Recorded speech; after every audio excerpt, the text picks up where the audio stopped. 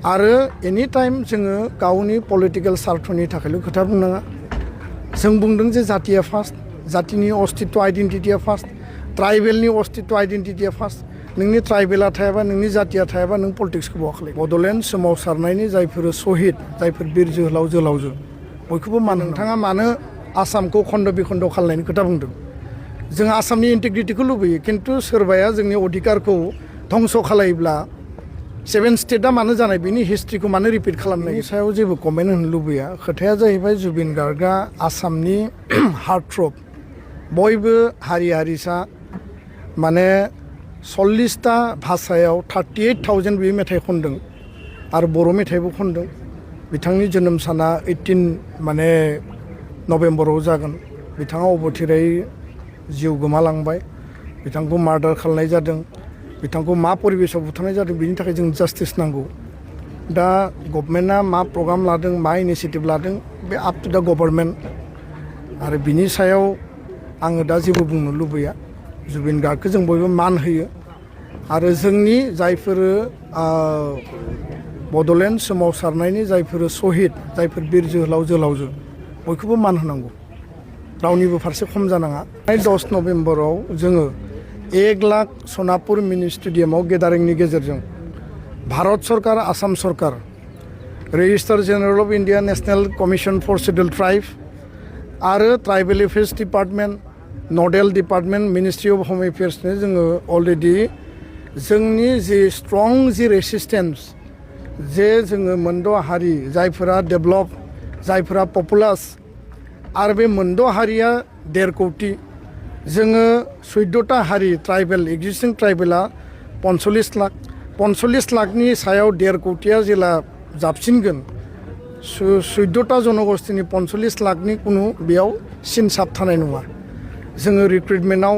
एडमिसनाव APSC इउपिएससियानो जा जोंनि ग्राम सभानिफ्राय पन्सायतनिफ्राय VCDC काउन्सिलनिफ्राय लानानै बिटिसिनि नोङो MCLA निफ्राय लानानै एसेम्ब्लि पार्लियामेन्ट जों गासैयावबो बिथांमोनजों कब्जा खालामजागोन दा बेबायदि थासारियाव जोंनि अधिकारखौ कुनु कारनाव जाहाथे खर्ब खालामा आरो बे मोनद' हारिया जिहेतु एडभान्स बिसोरनि पपुलेसनाबो बारा बेखौ जोङो अलरेडि भारत सरकार आसाम सरकारनो जों मिथिहोबाय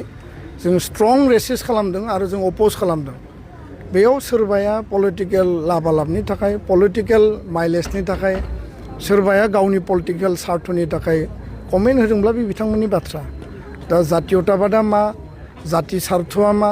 जातिनि अस्तित्वआ बबेयाव बड'फाया मानो आन्दलन खालामदोंमोन मानो सेपारेट स्टेट बिदोंमोन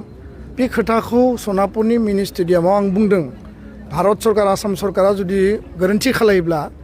जारिमिननि गोरोन्थिखौ जुदि रिपिट खालायोब्ला 7 सिस्टारा जाय कारनाव बाइफार्केट जादोंमोन बे एखे परिबेसा फैगोन होननानै बुंदों बेखौ लानानै गोबां इन्टेलेक्सुयेलफ्रा गोबां मिडिया पार्सन्सफ्रा एडिटरफ्रा आंखौ कुइसन खालामदों जे नोंथाङा मानो आसामखौ खन्द' बिखन्द' खालामनायनि खोथा बुंदों जों आसामनि इन्टिग्रिटिखौ लुबैयो खिन्थु सोरबाया जोंनि अधिकारखौ धंस' खालायोब्ला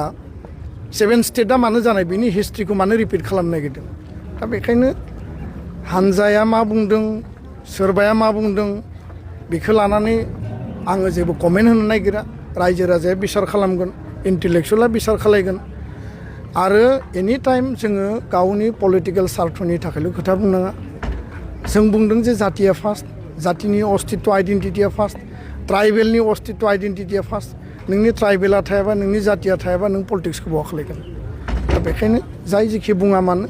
आसामनि गासै पलिटिकेल पार्टिया 6 कमिउनिटिनि ST होनायाव पजिटिभ